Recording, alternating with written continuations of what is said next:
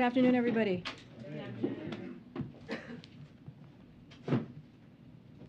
As you heard from the President just this morning, this administration is ready to help the people of Florida in every way possible. And when the storm passes, we will be there to help Florida rebuild and recover. We are committed to seeing this through. Yesterday, President Biden spoke with Governor DeSantis, as well as Tampa Bay area mayors, to discuss the steps the federal government is taking to help Florida prepare for Hurricane Ian. And tomorrow he will visit FEMA's headquarters to receive a briefing on federal response efforts for Hurricane Ian. Already, we have deployed significant federal resources to the region to help prepare for the hurricane. We have more than 1,300 federal response workers on the ground in Florida. There are 3.7 million meals and 3.5 million liters of water pre-positioned in Alabama. 110,000 gallons of fuel and 18,000 pounds of propane are pre-staged for immediate deployment. 300 Army Corps personnel are on the ground to support power and fuel assessments. 300 ambulances are supporting local officials. And multiple federal disaster medical assistance teams are deployed to Florida and Georgia. As President said this morning, this storm is incredibly dangerous and life-threatening. Heed warnings from state and local officials. If you're told to shelter in place, please do so, shelter in place. Additionally, we know that disruptions from hurricanes can pose challenges to markets, but the latest projections show that major refineries should not be impacted by Hurricane Ian. As the President said today, oil and gas companies should not use this moment as an excuse to raise gas prices. I also want to speak to the sham referenda that Russia has staged in occupied areas in Ukraine. These referenda were straight from the Kremlin playbook. They were manufactured and manipulated. Ukrainian civilians were forced to cast ballots under the watch of armed guards. We have seen videos and reports of armed officials going door to door, intimidating voters and stopping Ukrainians on the street and forcing them to vote. These so-called referenda have been an exercise in coercion and disinformation executed by puppet authorities following orders from Russia. Based on our information, every aspect of this referendum process was pre-staged and orchestrated by the Kremlin. Weeks, if not months ago, Russian officials planned to announce these predetermined outcomes. The Russian government instructed security forces to occupy referendum workers as they collected votes, and the Russian government falsified the results to advance the lie that the Ukrainian people want to be part of Russia. But as we all know, to the contrary, the world has seen very, very clearly that Ukrainians do not want to be part of Russia. In reality, the Ukrainian people are continuing to fight for their independence with support from the United States and allies across the globe. They have courageously resisted Russia's invasion. The Ukrainian people have defended their territory heroically and at significant cost. In occupied areas of Ukraine, Russian forces have committed war crimes and atrocities, killed thousands of civilians, and subjected thousands more to filtration operations. And it is in these occupied areas that Russia would have us believe, against all evidence and also all logic, that the Ukrainian people have suddenly chosen to join Russia. But we know the truth. These referenda are illegitimate and frankly outrageous. We expect Russia to use these sham referenda as a false pretext to try to annex Ukrainian territory in flagrant violation of international law and the United Nations Charter. In fact, Russia's actions are transparently fraudulent and have no legal significance whatsoever. We will never recognize these illegal and illegitimate attempts at annexation. Regardless of Russia's claims, this remains Ukrainian territory, and Ukraine has every right to continue to fight for their full sovereignty. In response, we will work with our allies and partners to impose additional economic costs on Russia and individuals and entities inside and outside of Russia that provide support to this action. We will rally global opposition to Russia's attempts at annexation, including at the United Nations. And we will continue to stand with Ukraine as they defend their territory and sovereignty, as we have been doing for the past several months. And today, the United States is announcing an additional $1.1 billion package of weapons and equipment for Ukraine through the Ukraine Security Assistance Initiative. This includes 18 new high-mobility artillery rocket system, and also known as HIMARS, which Ukraine has used so effectively on the battlefield. It also includes hundreds of armored vehicles, radars, and counter-drone systems. We will not be deterred from supporting Ukraine. We will continue to stand with the Ukrainian people and provide them with the security assistance they need to defend themselves for as long as it takes. With that, go ahead, Steve. Thanks, Karine. On the store, could you provide an update on what the president's been doing today as the store bears down in Florida? Has he been making phone calls, receiving briefings? Who's been briefing him? So he has been receiving regular briefings throughout these last couple of days. As you know, he met with the FEMA administrator yesterday. He will continue to get briefings as well today. He will most likely continue to make calls as well. I don't have anything to read out at this time, but as you heard him speak about this morning at the top of his event, he laid out his thoughts. He laid out what the federal government is doing and the response that we are providing. We are surging our efforts. We are making sure that we are there for the people of Florida. We will continue to do that. You will hear again directly from this president tomorrow when he visits FEMA to get an update. But again, this president has been all hands on deck at this moment. He spoke to the governor, as I just mentioned moments ago. He spoke to 3 mayors, as we read out to all of you yesterday. And if there are any further calls, we'll be sure to read those out. And with the conversation with Governor DeSantis, is there anything more you can offer in terms of the substance of that discussion? Any requests from the governor for additional federal assistance or disaster declarations? So just to give you a little bit, and we kind of laid this out yesterday. They spoke yesterday.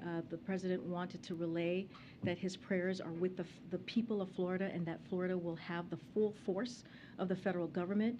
Again, we are committed to continued close coordination between the federal and state government as we respond to this emergency. Yesterday, when the administrator was at this very podium, she mentioned how there were members of her team that was traveling with the governor yesterday, and so that will continue. We will continue to see that partnership, and again, we will have the full force of the federal government and resources to the people of Florida. And just on the Nordstrom Pipeline, the explosions there, is there any update in terms of a formal U.S. government assessment on those apparent explosions? Was it an act of sabotage, and is there a assessment of culpability there? So we have been in touch with our European partners there about the apparent sabotage of the pipelines. We are supporting European efforts to investigate this. As I just kind of laid out, it's still under investigation.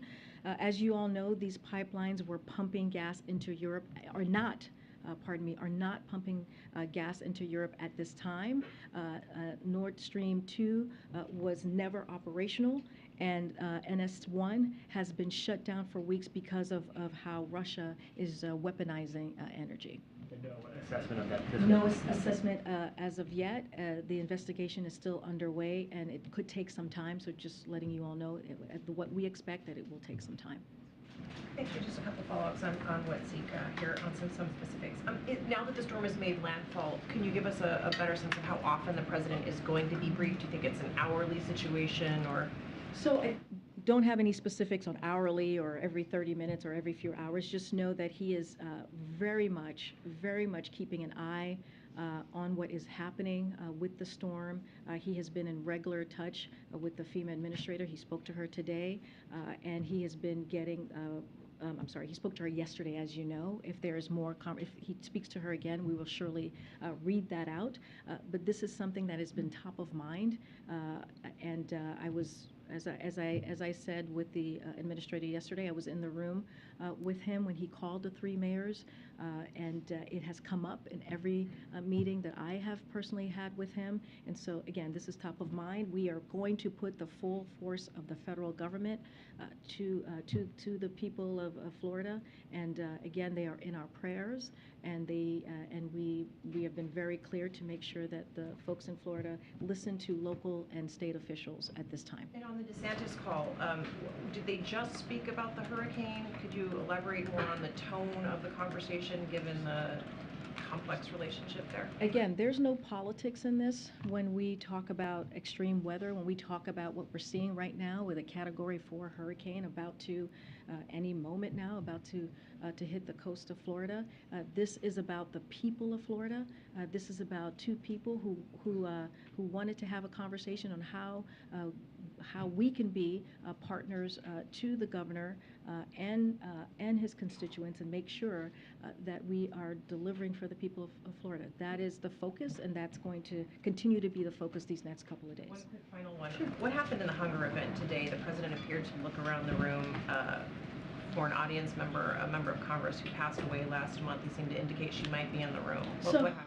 So the president was, as you all know, you guys were watching today's event, a very important event on food insecurity. The president was naming the congressional champions on this issue and was acknowledging her incredible work. He had already planned to welcome the Congresswoman's family to the White House on Friday. There will be a bill signing in her honor this coming Friday.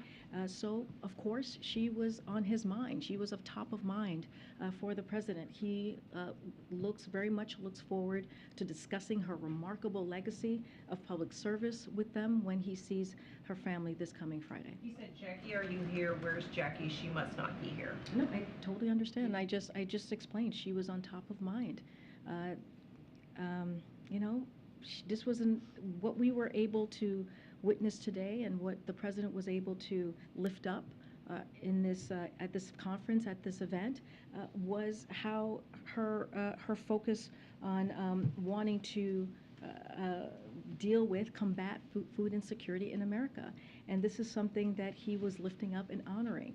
And again, he knows that he's going to see her family this coming Friday. There's a bill signing that's going to happen in renaming a VA clinic in Indiana after the late Congresswoman. He knows that he is going to see her family, and she was at top of mind. The State Department's Amos Hochstein, within the past few days, has met with the Saudi Prince MBS. What is the U.S. telling Riyadh and OPEC more broadly about an upcoming output decision? So I don't have any details of that meeting. As you know, that is indeed, we had some White House officials in the region most recently. I don't have any more details to share. Okay. The EU said any deliberate disruption of the Nordstrom Pipeline would be met with robust and united response. Mm-hmm. Does that united response include the U.S.? And what type of responses should we expect, given how important that asset is to the region? So, as I just mentioned before, it's going to take some time to see who is behind this, and so there's an investigation underway. And I will say that attacks on critical infrastructure of our European and NATO allies is a matter of concern for us. And we will continue to be vigilant on this and coordinate with our allies and partners. But again, the investigation, as we understand it, is going to take some time, and it's underway. The Energy Secretary said today in an interview with Bloomberg that all energy infrastructure operators in the Baltic Sea area, as well as U.S. LNG ships bringing LNG over to the EU, need to be on, quote, high alert, given what we've seen with the pipelines. Has there been a shift in the U.S. security posture in the region because of the allegations of potential sabotage? Don't have anything to share on any shift of security posture in the region. But look, we take this, we take this very seriously, and this is of concern to us. And so again, we're going to let the investigation happen. occur. It's going to take some time, and we will be there for our European partners and allies, and also our NATO allies. You detailed this strenuously at the top. This was so transparent and so telegraphed in terms of the referenda and the kind of sham annexation efforts. Why wait until after annexation to take action in terms of imposing costs economically? Is this a legal issue? Is this making sure people are united? Why wait until it's done when you know it's coming? So that is the posture that we are all taking with our allies and partners. Look, we are, but again, it does not take away from the fact, the pure fact that we are prepared to impose swift and severe economic cost on Russia when they move forward with annexation on individual and entities inside and outside of Russia that provide support for this action. You know, we will continue to stand with the people of Ukraine as they defend their territory. Look, you know, there was a process here. We knew this was coming. This was part of the Kremlin playbook. But if they do indeed move forward, and they move forward with the annexation, we will be prepared with our partners and allies. And just one more quick follow-up, because I'm trying to get my head around the response. If the late Congresswoman was top of mind for the president and her family was expected to be here, and that's what he was thinking about, why was he looking for her? I'm not trying to be snarky here. No, I mean, and I'm... Between what you were saying and what he said there. And again, I think people can understand. I think the American people out there who, you know, watch the briefing from time to time, maybe at this moment, will understand when someone is at top of mind. And this was such an important event when we're talking about hunger, when we're talking about food insecurity, when we're talking about these champions, these congressional champions who were in the room, who have worked in a bipartisan way. We don't talk much about bipartisan actions that we see in Congress at this time. And as he was naming folks, she was on top of mind, and he understands and knew that he was going to see her family on Friday for this bill signing. Again, I don't think it's all that unusual to have someone top of mind, especially as there's a big event, two big events today and also Friday that is going to occur. And so he's going to see her family. They're going to honor her. They're going to celebrate her, and he will do a bill signing for this really critical, let's not forget, this critical, important issue for millions and millions of Americans across the country. Thanks, Karine. Back on the Nord Stream pipeline, whoever attacked the pipeline, and it may take a while to figure out who it was, would the U.S. consider that to qualify as an attack on a NATO ally worthy of retaliation? So I don't want to get ahead of the investigation. We have to see who is behind this at this time. I understand the question because it is a pipeline, and it is going to affect certainly our NATO allies. But we want to see where the investigation goes. Again, an attack on critical infrastructure of our European allies and our European partners and NATO allies is a matter of concern for us.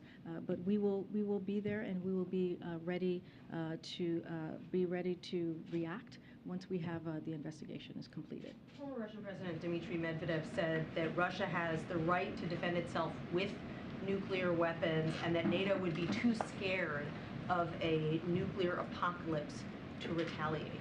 Is he right about that? So let me say this again, and I have said this many times from this podium, so have my colleagues. There is one person responsible for this war that was started by the Kremlin, this war that was started by Putin, and he is that person. He is responsible for this war. And he decided that he wanted to brutally attack Ukraine on this unprovoked war, and this is on him. This is on Putin. Putin is the one that could stop this war anytime. And look what we're seeing from the people of Russia.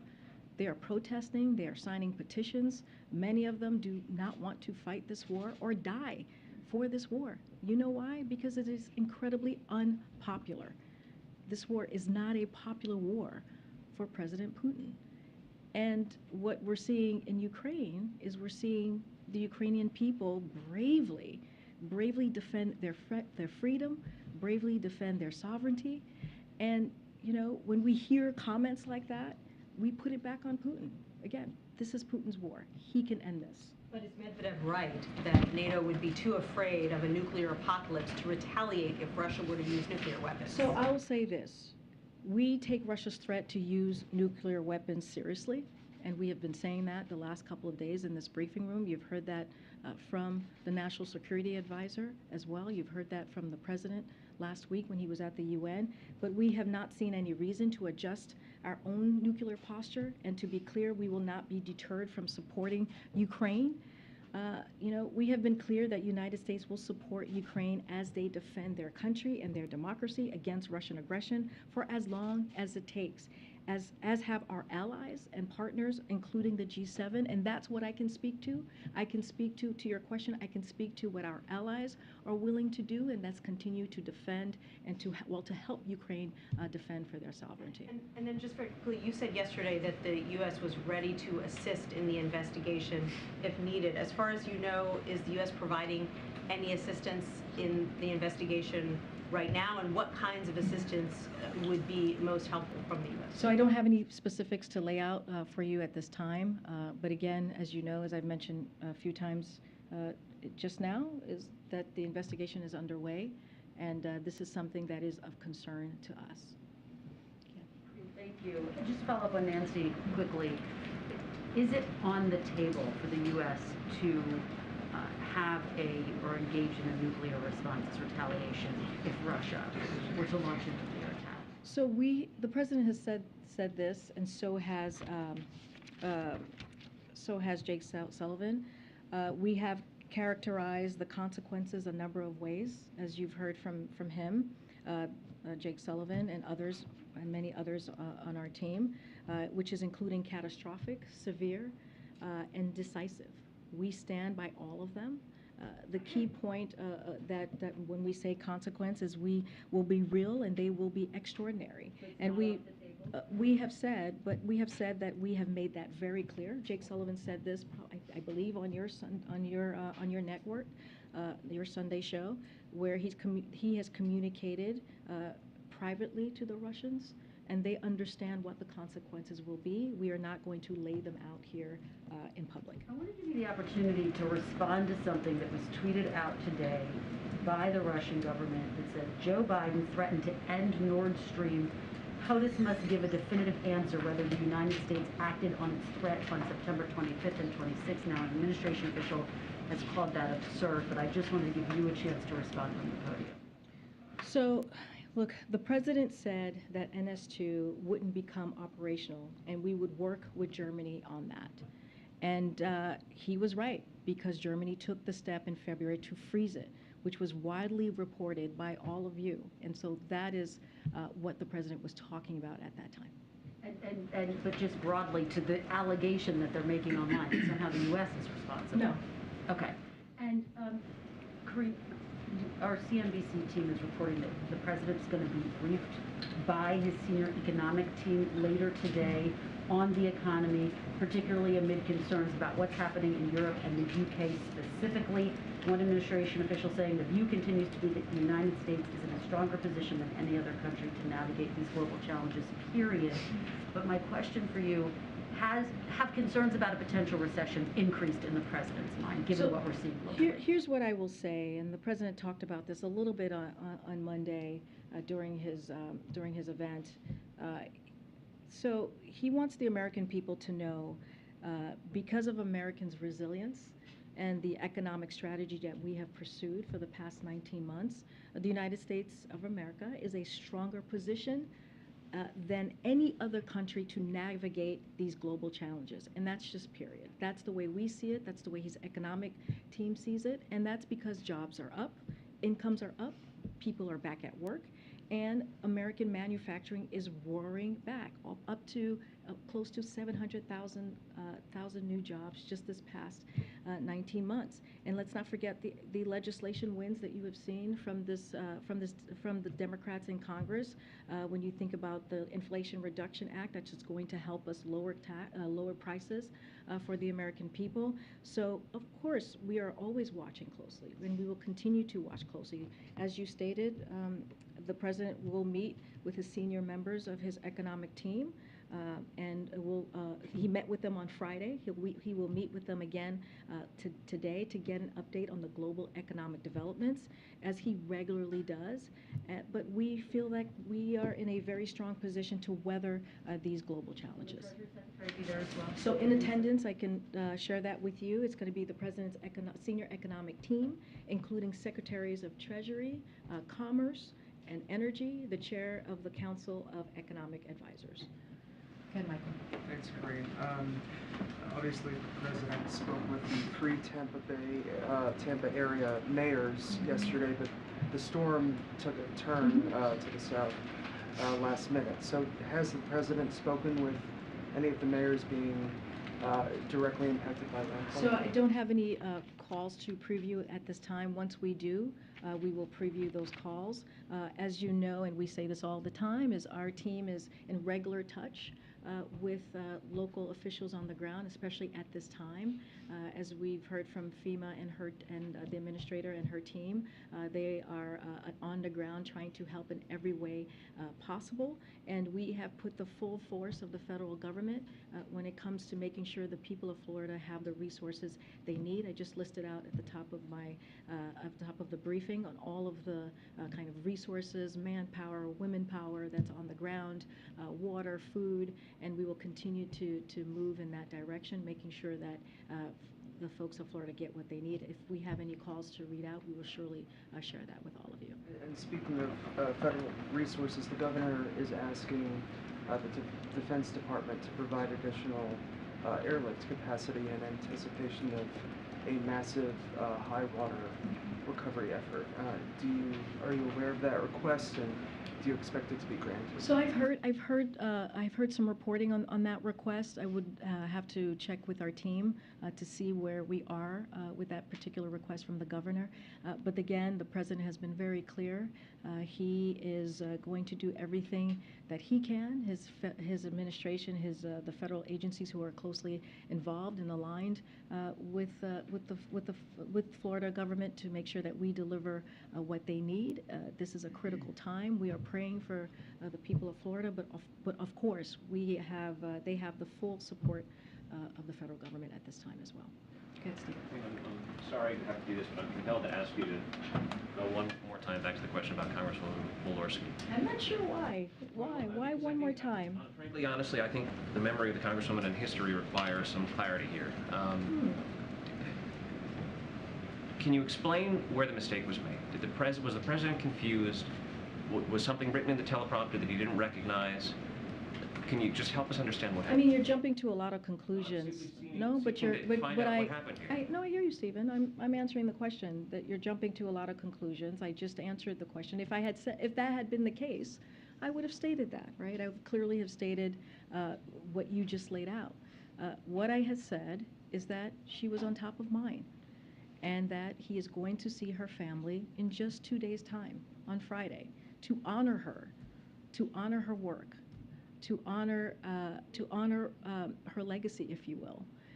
I've just mentioned this. It's going to be a renaming of a VA clinic in Indiana in her name, and you know, that is what he was thinking of. He was thinking about her as he was naming out and calling out the congressional champions on this issue, on this really critical issue that's going to help millions of Americans, and that is what the president was focused on. Would you be prepared to release the prepared remarks that the president had in teleprompter, just so we can understand?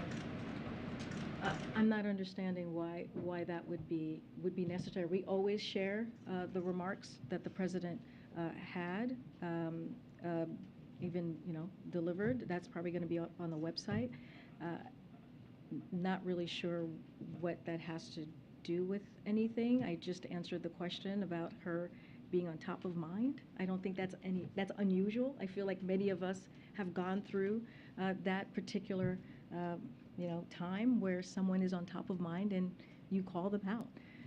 And you mentioned them, especially in this type of context. If you think about how he's going to see the family in 2 days, if you think about how when he sees them in 2 days, it's going to be for such an important moment, a signing signing a piece of legislation that's going to rename a VA clinic in her state. That's important. If you think about this issue and how important this issue is, and he was, again, calling out the congressional champions for this particular issue. Let me ask you about something else. The president's sure. schedule tonight Yeah. has him attending a political fundraiser while the storm is hitting the state of Florida. Is it still his intent to go to the fundraiser, or will he stay here at the White House and monitor the bill? So we don't have anything to any changes in his schedule. He has been really steadfast and very clear, and has spoken multiple times on what is happening in Florida and what we are seeing with Hurricane Ian and other hurricanes right before this, Hurricane Fiona, as well, as you all know. And so his administration is on top of this. He, again, signed the declaration for Florida even before landfall, right? The moment that the governor asked for assistance from us, within hours, the president signed that declaration. You can see how focused he is on it. You can see how important of an issue this is. And sadly, this is not the first extreme weather scenario that we have had to deal with under this administration for the last 19 months. And you have seen, and I think you would agree, Stephen, you have seen this administration respond with efficiency, respond with a full force of resources, and certainly take this incredibly seriously. The schedule has coverage, press coverage of the fundraiser tonight as restricted. Is the White House willing to lift that restriction and see to it that cameras are allowed in to videotape the president's remarks? So as you know, that's a political event, so that's something for the DNC to speak to directly. Karine, North Korea launched two short-term ballistic missiles off its east coast. Does the administration see this as time to Vice President Harris's visit to the DMZ, and are there any additional security precautions being made in light of that? So I'll say this. So as you know, North Korea has a history of doing these types of tests. So it's not it's not unusual. It is something that they do. Historically, North Korea can speak for itself on why. That's not something that I'm going to speak to from here. What I can speak to is our rock-solid commitment to the security of our Japan and South Korea allies, and the Vice President's trip is a demonstration of that commitment. And just on the permitting bill, you put out a statement yesterday after Senator Manchin withdrew the proposal. What is the administration's view of this legislation going forward, and is there any preferred vehicle for this bill? Senator Capito suggested the NDAA might be a possibility later this year. So a couple of things. So first, I want to say that the president wants the government to remain open, and is glad that to Congress for making progress on continuing budget resolutions. So I want to state that very clearly. But at the same time, the president believes we must pass the permitting reform bill so that the United States can realize the benefits of the historic investment in the Inflation Reduction Act and the bipartisan infrastructure law as well. He supports the permitting reform, as you know, as you stated from my statement yesterday. The administration will continue to work with Congress and find the best path forward so we can enact this bill. Clearly, the Congress leads the way on the mechanisms on how bills will move forward, and so we'll leave that up to leadership, but again, we will work closely with them. Thank you, Karine. Yesterday, President Biden mentioned Rick Scott and Ron Johnson, as well as Kevin McCarthy, warning about those three specifically and what the country would look like if they were in control. I wondered if you could talk about whether this will continue to be a theme for the president, and also he doesn't often mention Mitch McConnell in that context with those, and so does he view McConnell as differently from some of those? No, I wouldn't go that far. What I would say is that those are the three that have been very vocal about the GOP agenda. Those are the three that have been very vocal about putting Medicare and Social Security on the chopping blocks. When you think about when they say protect the lives of unborn children, they mean a national ban on abortion that puts doctors and nurses in jail for performing miscarriage management or saving the health of the mother. When they say, and I just mentioned this, when they say save and strengthen Social Security and Medicare, they want to slash private Social Security and put Medicare on the chopping blocks every 5 years. And so this is what we have seen from these three in particular. I mean, McCarthy was someone that we talked about because he had the GOP agenda. The GOP agenda, which does not have a commitment to the American people, which does not have a commitment in making sure that Americans get lower medical costs, our seniors get lower medical costs, or fight inflation. Matter of fact, the first thing that he wanted to do was get rid of the Inflation Reduction Act, which would actually hurt Americans. And so that is why we're calling them out. They've been very vocal and very out front about their GOP agenda, which is not about the American people, which is about their own, fight for big pharma, their own fight for wealthy special interests. And we are doing the complete opposite. We are fighting for the American people. The president this week has talked about the importance of competition, tweeting capitalism without competition isn't capitalism, it's exploitation. There's some legislation on the Hill dealing with antitrust and big tech, including one co-sponsored by Amy Klobuchar, that's waiting for a vote to be scheduled. Is the president have any opinion on that? Is he pushing for a vote? Does he want Chuck Schumer to call for a vote on that before the election? Don't have anything to share on that particular piece of legislation. I know that this is something that the senator has been fighting for some time and working on for some time, but the president has been very clear about his concern about the power large social media platforms have over everyday lives, and has long argued that tech platforms must be held accountable for the harms that they cause. And so the president will continue to call that out. I don't have anything specific on that particular legislation. Lastly, I just wanted to return to this question of the Congresswoman, and I think we all totally get why she's top of mind.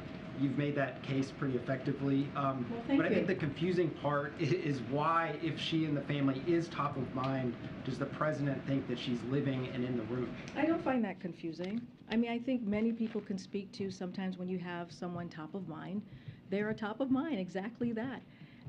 And it is also, if you put it into the context, it's not like it happened outside of context, right? It happened at an event where we were calling out the champions, congressional champions in particular, of this issue, this important issue when it comes to food insecurity, something that this administration has led on from the beginning of this administration, not just across the country, but also globally. You heard him talk about food insecurity last week at the UN and the investments that we have put forward as the United States of America in helping deal with that. Look, he was at an event, you all saw, you all watched, which is why you're asking the question, right, where he was calling out, again, congressional leaders, a bipartisan leadership that we have seen on this particular issue. And again, he's going to see her family in just 2 days. And she was on top of mind. I mean, that is not an unusual scenario there. Karine, I have John Lennon top of mind just about every day, but I'm not looking around for him anywhere. When you sign a bill for John Lennon as president, then we can have this conversation. Okay, go ahead. Go ahead. Go ahead. These moments of confusion are happening with increased frequency. Go ahead. Excuse me, Americans are watching this and are having concerns. What do you say to that? This is a legitimate question. We need to have some answers. At the end of the year, what can you tell us about I'm sorry, somebody was yelling over you, so go ahead. Go There are ahead. reports that Treasury Secretary Yellen is looking to leave It is the not your turn to administration. speak, and you're being rude to your colleagues, and let your colleague answer the question. Go ahead. Go ahead. No, you're yelling and over your colleague, so that is incredibly rude. So can you, go ahead. Go ahead. There are reports that Treasury Secretary Yellen is looking to leave the administration at the end of the year. What can you tell us about those reports? And also, are you preparing for the departure of any other administration officials by the end of the year? So as been previously reported, Chair Rouse will return to Princeton University at the end of her 2-year public service leave, likely early spring of 2023. And while we are prudently planning for potential transitions post-midterm elections, neither Secretary Yellen or Brian Deese are part of those plans. Thanks, Karine. I just wanted to see if you had anything more in terms of a response to the North Korea missile launches. Was the president briefed specifically on this today? And does this change the vice president's plans to visit the DMZ tomorrow? So just some top-line things here. I'll point you to the Department of Defense statement, which assessed this test didn't pose an immediate threat to the U.S. personnel or territory of our allies. And also, the United States condemns, as we have said many times when we have seen this behavior, the DPRK's ballistic missile launches. These launches are in violation of multiple United Nations Security Council resolution and poses a threat to the DPRK's neighbors and the international community. The United States is committed to the defense of our allies, South Korea, Japan, and we continue to call on North Korea to engage in diplomacy as it relates to the Vice President's trip. So as you all know, on Thursday, which is tomorrow, as part of her trip to the Republic of Korea, ROK, the Vice President will visit the DMZ. Nearly 70 years since the Korean armistice, the visit will underscore the strength of the U.S.-ROK alliance and the United States' commitment to stand beside the ROK in the face of any threats posed by the Democratic People's Republic of Korea. The Vice President will tour sites at the DMZ, meet the service members, and receive an operational briefing from U.S. commanders. The Vice President will reflect on the shared sacrifice of tens of thousands of American and Korean soldiers who fought and died together, and will reaffirm the U.S. commitment to the ROK's defense in ironclad. As you just could tell, that trip is going to continue. Thanks, Karine. Can you address Democratic Representative Henry Cuellar's comments on Fox about the administration needing to do more on the border? He's, obviously been critical of the administration in the past, but is the White House ignoring the congressman as he appears to be contending? So I've not seen those comments. What I can say and what we have said many times from here, every individual encountered at the border is either expelled under Title 42 or placed in removal proceedings. That remains to be true. We are working to expedite the asylum process timing and have brought it down from years to months for many recent encounters.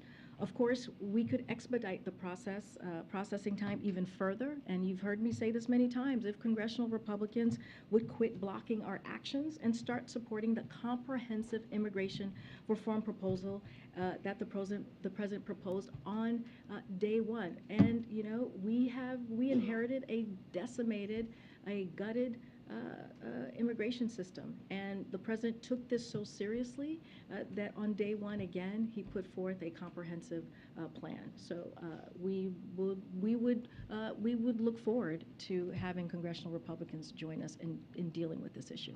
On the hurricane, the president had some strong words for oil and gas executives. I wanted to ask, is the White House following up individually with those executives to speak directly about these kind of concerns?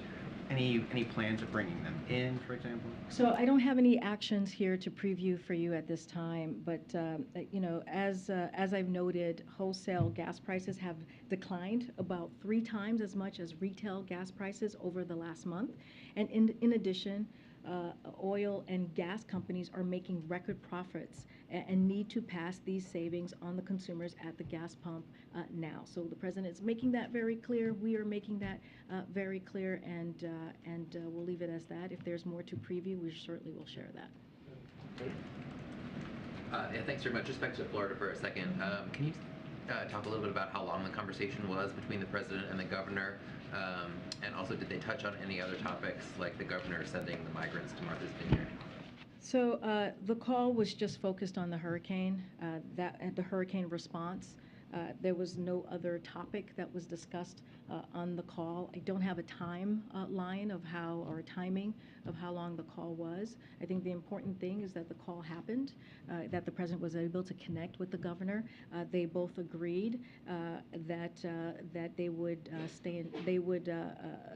that the president would be there to have the full force of the federal government behind Florida for the people of Florida, and they were committed to continued close coordination between the federal and state government. And so as we respond to the emergency, that was the commitment that they made. That was a conversation that was had. Again, the FEMA administrator has spoken to the governor. She spoke to Governor many days ago. She said here, and I'll just reiterate, as I just said moments ago, her team has been on the ground with the governor and his team, and we will continue to work in close coordination. Thank you so much. On the global economy, the strong dollar has an impact beyond the borders of the United States, obviously, on many countries. So is this something the administration is discussing with allies and partners, and how coordinated is the economic response? Because we get warnings about, global recession almost every day. So the U.S. government, including the Department of Treasury, are always in touch with our allies and partners, including the UK, on the global economy. Don't have anything further to share on that piece. But again, this is, as I mentioned, when it comes to the global economy, this is something that we are clearly watching very closely. But we feel, as I stated a second ago, that we are in a strong position. The U.S. economy is in a strong position to deal with the global challenges ahead. Good. You're in the back here. Thank you. I wanted to ask about something you said yesterday, but really quickly. Ambassador Rahm Emanuel has been in touch with the family of Navy Lieutenant Ridge Alconis, and a number of U.S. senators have sent a letter to the Japanese government asking them to revisit his case. I know the president has a lot on his plate, but is this something that he's been briefed about? That one I would have to just check with his team, since to your point, there's just so much going on. So let me just check with his team on that particular question. My second question is, during his second press conference, the president said of the midterm elections, I'm not going to say it's going to be legit. His subsequent preferred voter reforms, those did not pass Congress. And then yesterday you said, we are confident in the integrity of our elections here. My question is, what gives Biden confidence 6 weeks out from those elections that he didn't seem to have at the beginning of the year? So can you do me a favor? Can I just go back and see his answer there? Because I want to see what context he was answering that question and how it was asked. So in order to give you a fulsome answer, I actually need to do that, just to be fair to you and to be fair certainly to the president as I represent him up here. So let me do that, and then I can get back to you on that particular question. Just to try one more time, does the president believe that in his reference to the late Representative Jackie Walorski, who you have said from the podium numerous times he respects the work that she has done, he'll be meeting with her family to honor her work, does he believe he handled that reference appropriately, or is this something that he would like to get back? Like to get back what? He said, where is Jackie? Look, I know this is a question that many of you have had. I've answered it multiple times already in this room, and my answer is certainly not going to change.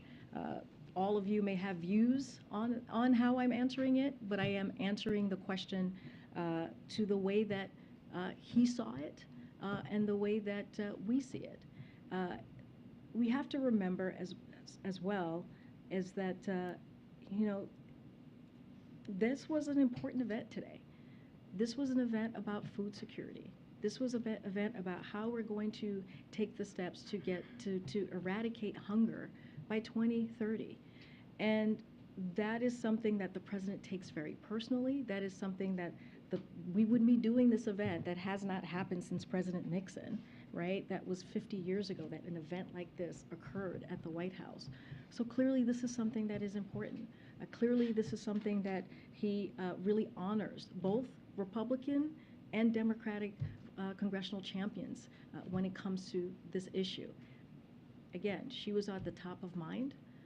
He is going to be seeing her family in 2 days to honor her, to honor the work that she has done. And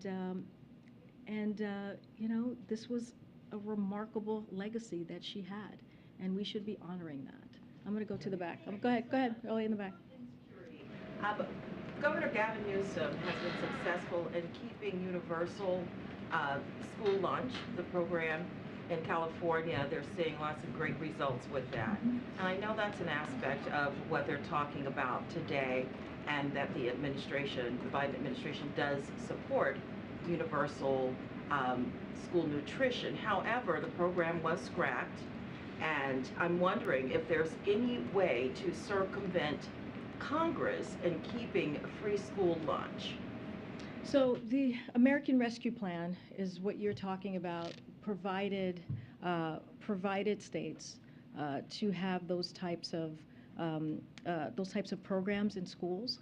And again, when you think about the American Rescue Plan and all that it afforded, how it turned the economy back on, how it allowed states to really give a little bit of breathing room to their own constituencies, whether it is at schools, whether it is helping small businesses get back on their feet, and let's not forget opening schools as well. This is something that Democrats in Congress, including the president, had a zero focus on, like zeroed in on that focus on.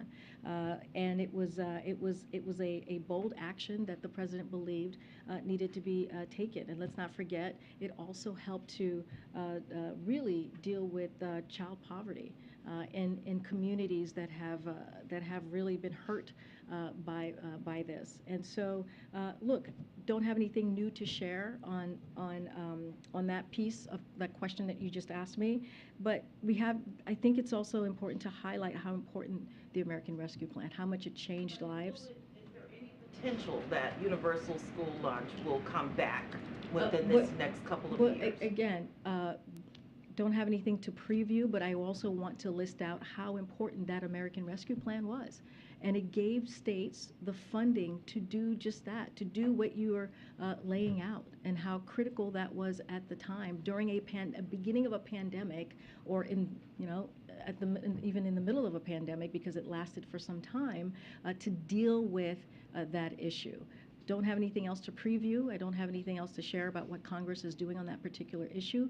But again, that is why this food insecurity issue that we dealt with today, this conference that we haven't seen in 50 years, and what the work of the agencies have been doing just for the past several months to deal with food insecurity, the fact that we are trying to end hunger by 2030, and not just us, in a bipartisan way with Congress, with this president. And so that is our work ahead, to see if we can get to that goal. And we put out a fact sheet. We listed out the ways that we're going to get there.